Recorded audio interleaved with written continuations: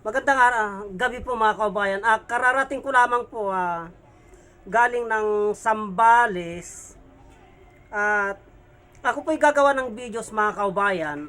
Ang videos na ito na aking gagawin ay ito po yung mga kinuha kong halamang gamot dun sa kabukiran kanina. May videos po ako doon mga kabayan.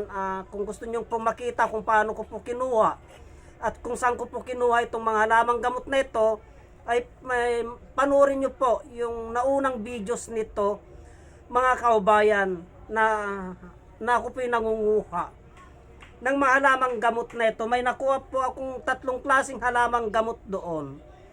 Mapapanood nyo po doon mga kaubayan, pero ito isa-isahin ko po na ibibidyo's po ito mga kaubayan. Ito po yung tinatawag na papait. Papait po ito mga kaubayan. Ito po yung binebenta ng ating mga kabayan sa palengke. Na yung maliliit pa, yung mura pa, na inuulam, masarap po na ulam yun.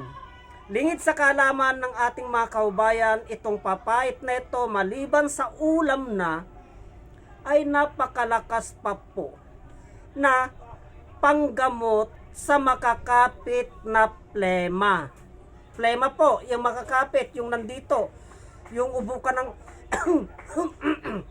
ubo ng ganun mga kaubayan, nandito yung plema, hindi mabaklas-baklas. Ito po,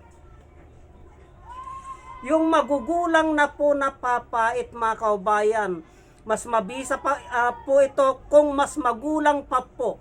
Kung mas magulang po, ang proseso ng paggamot nito mga kaubayan ay linalaga po ito.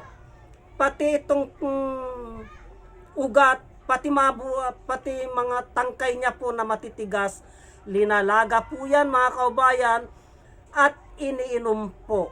Maliban po sa panggamot sa ubo na makapit ang plema, ay tatakaw ka pa pong iinom ng tubig. Lalakas ka pong inom ng tubig dito sa papait na ito mga kaubayan, kasi pag ininom mo yung sabaw nito, mapait-pait po, masarap po yung pagkapait niya. Ngayon maghanap ka po ng tubig, parang hinanap ng tubig yung ngalangala mo, yung bunganga mo, kaya inom ka po ng inom. At maliban doon mga kaubayan, ang isa pang katangian ng halamang gamot na ito, yung mahihinang umihi, ay lalakas ka pong iihi. Ihi ka po ng ihi. Ibig sabihin po, pag ganun po ang nangyari sa isang tao mga kaubayan, ito po ay may kakayahan po siya na gamutin, linisin yung istakan ng ihi. Ibig sabihin po noon mga kaubayan, ay mabisa din po ito sa UTI. UTI po, kasi palalakasin niya yung iyong ihi. Talagang lilinisan niya yung pantog mo, yung istakan ng ihi mga kababayan. Ganun po. Kaya sundin po lamang natin yung tamang proseso kung paano po ang paggamit ng papait na ito. Ito po. Ang dami ko pong nakuha mga kababayan. Ang dami ko pong nakuha. Yan po. Kasi po, uulamin ko po ito. Iinumin ko po yung sabaw niya. I-stack ko po yung sabaw niya. Kasi po, nanggaling po ako doon sa malayong lugar, sa Kalaharan, at nararamdaman ko po na may mga bumabara po sa aking lalamunan. Ibig sabihin po, may mga nalanghap po akong mga hindi magagandang mga alikabok. Pumasok po sa ngalangala ko, yan po ay isang sanhi o isang dahilan kung bakit yung isang tao ay ubo ng ubo mga kababayan. Kaya po ako nanguha nito mga kaubayan, kasi agapan ko na po kaagad. Ito po, magugulang na po ito mga kaubayan, no? Magugulang na po yan. Oh. Magugulang na po yan, may magbubulaklak na po yan, magbubulaklak na po yan.